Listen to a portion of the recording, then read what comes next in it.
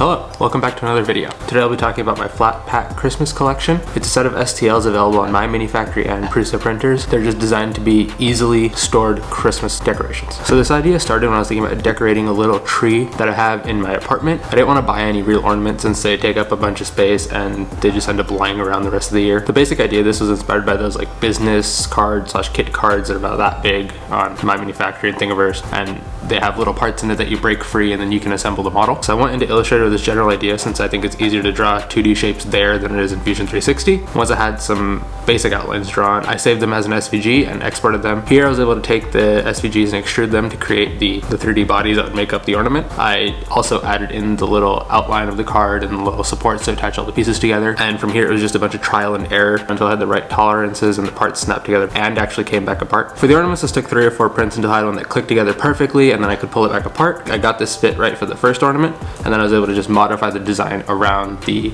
snapping mechanism in the STL. Once I got the fit right for the ornament, I made 3 variations: the circle, the triangle, and the snowflake. The first design I came up with was the circle. I gave this one a striped pattern and it was kind of inspired by candy canes.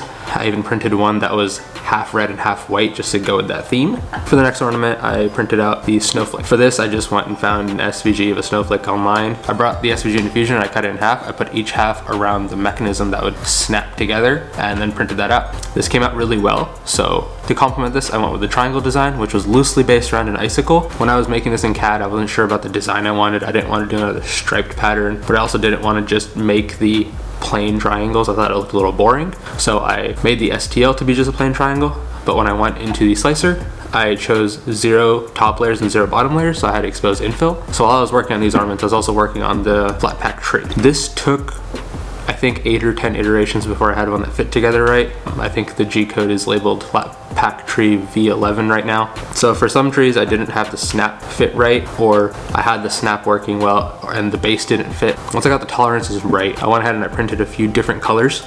So once I had the ornaments and trees 3D printed, I went ahead and I did something a little different. I created this 3-layered design and I cut it out on the Glowforge. So the bottom layer is 1/8 inch Baltic birch plywood, and that has the hole for the string. The middle layer is 1/8 inch acrylic, and on there I engraved Santa flying with his reindeer. And then the top layer was another layer of 1/16 inch Baltic birch, and on here I cut out some trees. So when I glued them all together, it looked like Santa was flying over the trees. It had a really nice subtle aesthetic for the Santa, and the acrylic behind the trees gave a nice shadow when the lights were hitting it.